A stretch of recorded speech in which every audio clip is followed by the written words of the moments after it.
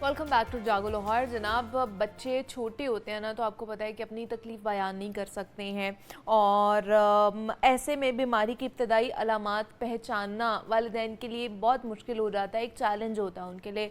अब बाज़ औक़ात हल्की सी बेचैनी या फिर रोने की वजह भूख हो सकती है, और कभी यही अलामात ना किसी बीमारी का इशारा भी देती हैं। तो आज इस सेगमेंट में हम जानेंगे कि वालिदैन कैसे बर वक्त जो है ना वो बच्चों की बीमारी को पहचान सकते हैं और किन अलामात पर फ़ौरी तौर पर डॉक्टर से रुजू करना ज़रूरी होता है। तो इस पर बात करने के लिए डॉक्टर खुज़ैमा ने आज हमें ज्वाइन किया है, चाइल्ड स्पेशलिस्ट हैं, तो उनसे बात करते हैं। डॉक्टर खुज़ैमा, आपको वेलकम कहते हैं जागो लाहौर में। कैसे हैं आप? ठीक ठाक है? आप कैसी हैं? मैं भी बिल्कुल ठीक ठाक। डॉक्टर खुज़ैमा, छोटे बच्चों में ख़ासतौर पर हमने बात करनी कि कौन कौन सी प्रॉब्लम्स हो सकती हैं, कौन सी बीमारियां हो सकती हैं, और ऐसे कौन से अलामात हैं, साइंस एंड सिम्टम्स हैं जो वालिदैन जो है ना ख़ुद से प्रिवेंट कर सकते हैं। अब ख़ास तौर पर जी बच्चे को कोई तकलीफ़ होती है, जब छोटा होता है, बोल तो नहीं वो सकता, वो रोता है, और यूजुअली हमारे घरों में अगर बच्चा रोता है तो माएँ कहती हैं या इर्द गिर्द के जो लोग होते हैं वो कहते हैं जी बच्चे को भूख लगी हुई है ना, इसलिए बच्चा रो रहा है। तो क्या वाकई ही सिर्फ बच्चा भूख की वजह से रोता है, या कोई और भी ऐसी प्रॉब्लम्स फेस करनी पड़ रही होती हैं बच्चे को, या कोई ऐसी बीमारी की अलामत भी हो सकती है जिसमें बच्चा जो है ना वो रो रहा है?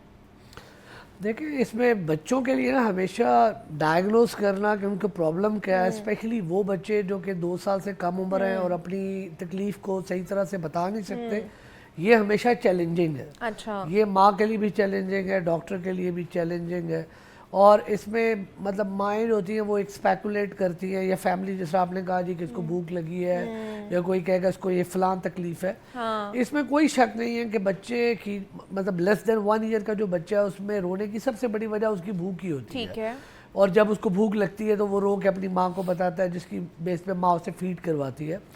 लेकिन बहुत सारी और भी चीज़ें हैं जो कि इसके साथ शामिल है। अच्छा, ठीक है। स्पेशली ये कि अगर बच्चे को उसकी माँ फीड कराना चाहे और वो किसी बात पे इरिटेबल है, बेचैन है, रो रहा है, और वो फीड कराने की कोशिश करती है और फीड सही से नहीं लेता है, तो ये बात हमेशा एक परेशानी की बात होती है। क्योंकि अगर तो देखें वो रो रहा है या इरिटेबल है और माँ ने उसे फीड कराई या कुछ खिलाया और वो सेटल डाउन हो जाता है, फिर तो ये ऑब्वियसली अंडरस्टूड है कि उसको भूख ही लग रही थी। लेकिन अगर उसके बावजूद ये चीज़ होती है तो ये ज़रा परेशानी वाली बात हो सकती है, स्पेशली अगर बच्चा 6 महीने से बड़ा है।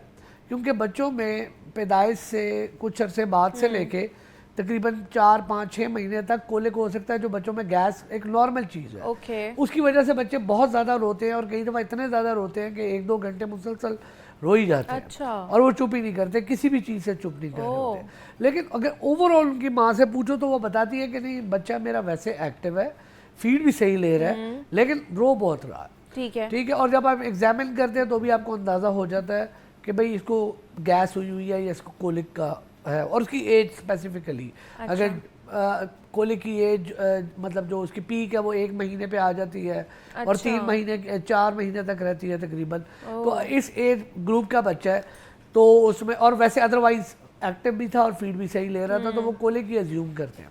लेकिन बाकी एक थॉरो एग्जामिनेशन कई दफ़ा चाहिए होती है। तो जब माओं का लेवल है ना, वो ये है कि वो हमेशा हमारे लिए गोल्डन पैरामीटर है ना, वो बच्चे की फीड है। कि अच्छा। बच्चा ओवरऑल खा पी फीड कैसा ले रहा है कि नहीं ले रहा? देखिए, बच्चे जब बीमार होते हैं ना, उनकी सबसे पहले चीज़ जो है ना, जो इफेक्ट होती है उनकी फीड होती है। ओके। और माएँ आके बताती हैं कि डॉक्टर साहब ये रूटीन वाली फीड नहीं ले रहा है, सही है। ये कम ले रहा है। कोई भी बीमारी हो, चाहे उनको हल्का सा खांसी, नज़ला, ज़ुकाम भी हो, सबसे पहली चीज़ वो फीड कम कर देते हैं। और अगर सिग्निफिकेंट कम है कि जितना रूटीन में लेता है बच्चा, उससे 50% से भी बहुत नीचे चला गया है, और अब बच्चा लेथार्जिक हो रहा है, तो ये एक वरीसम है, इस पे फ़ौरन से डॉक्टर को दिखाना चाहिए। ओके, ये प्रॉब्लमैटिक हो सकता है। अच्छा, कुछ बच्चे होते हैं ना कि वो अगर फीड ले भी रहे हैं, दूध पी भी रहे हैं, लेकिन बार बार उल्टी की सूरत में वो जो दूध है ना वो बाहर निकल आता है। तो ये कब ये चीज़ नॉर्मल कंसीडर की जाएगी, और कब ये चीज़ जो है ना ये अब नॉर्मल की तरफ जा सकती है कि अब कोई ना कोई ऐसी चीज़ हो रही है बच्चे के साथ जो कि बार बार वो उसको उल्टी हो रही है और दूध बाहर आ रहा है? देखिए, इसमें भी एज ग्रुप आ जाता है। ठीक है। पैदाइश से लेके आप कह लें कि 3, 3.5, 4 महीने तक बच्चे एक चीज़ होती है जिसको हम रिफ्लक्स बोलते हैं, यानी कि बच्चे जो भी दूध पीते हैं उसका कुछ हिस्सा वो बाहर निकालते हैं। ठीक है। इवन जितना उसे दूध पिया उसका 30% तक भी निकाल दिया तो हम लोग उसको एबनॉर्मल कंसिडर नहीं करते हैं। और ये जो रिफ्लक्स है ये बर्थ से स्टार्ट होता है, बढ़ता रहता है और इसकी पीक 3.5 या 4 महीने पे आती है। मेजॉरिटी बच्चों का जो रिफ्लक्स है वो 1 साल की उम्र में सेटल हो जाता है और जो बाकी रह जाते हैं उनके 2 साल में सेटल हो जाता है। हाँ, अगर वो मतलब माओं के लिए इम्पोर्टेंट ये है कि अगर वो रिफ्लक्स के साथ, यानी कि वो जो दूध बाहर निकाल रहा है या वॉमिट कर रहा है उसके साथ वो अपना यूरिन सही प्रोड्यूस कर रहा है, वो स्टूल सही पास कर रहा है और अदरवाइज एक्टिव है और ईगर टू ड्रिंक है, मतलब जो भी उसको वो पिलाती है वो सही पी रहा है, तो लेस लाइकली है कि कुछ सीरियस बात अच्छा। है। और ये बड़ा कॉमन है, अक्सर जिनके पहले पहले बच्चे होते हैं वो कंफ्यूज हो जाते हैं कि यार कहीं बच्चा मेरा बीमार तो नहीं हो रहा, और कई दफ़ा कुछ इग्नोर भी होता है कुछ वालिदैन से, वो इसको अज्यूम करते हैं कि नॉर्मल चीज़ है, और जब बच्चा वो डिहाइड्रेटेड होकर आता है डॉक्टर्स के पास तो उस वक्त तक हालात काफ़ी ख़राब हो चुके होते हैं। तो इसमें सबसे इम्पोर्टेंट माओं के लिए ये है कि हमेशा बच्चे का एक तो उनको नज़र आ रहा है कि वो दूध कितना पी रहा है, मदर फीड ले रहा है या बॉटल फीड कर रहा है।